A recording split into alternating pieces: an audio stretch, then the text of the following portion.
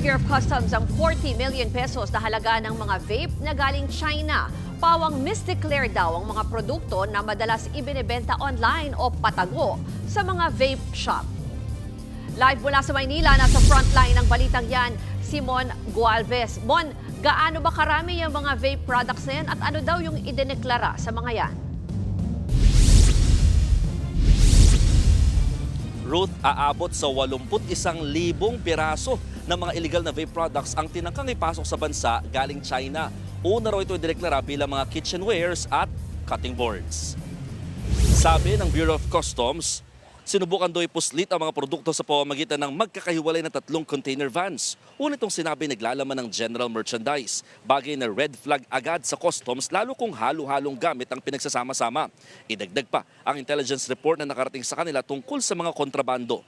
Kanina, sinilip nga ng mga opisyal ng customs ang mga nakumpiskang vape products. Hindi ito agad mahahalatang illegal, lalo't kasama rin sa disenyo ng packaging nito yung Tagalog na health warning gaya ng sa mga sigarilyo. Sa taya ng mga otoridad, aabot sa 40.5 million pesos ang market value ng mga naharang na vape products. Tukoy na rin daw nila ang kumpanyang pagdadalhan sana ng mga produkto.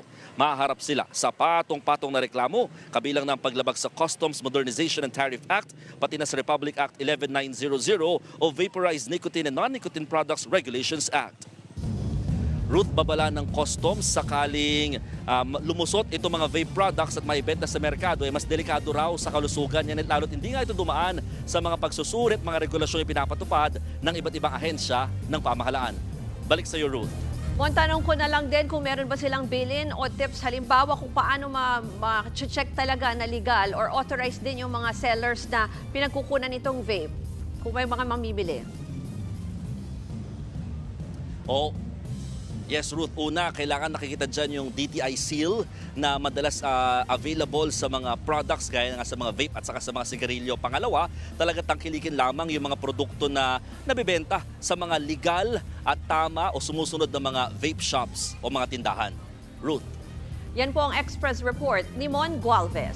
Mga kapatid, Ruth Cabalco, para sa mabilis sa pasada ng mga balitang dapat niyong malaman, mag-follow at mag-subscribe sa social media pages ng News 5.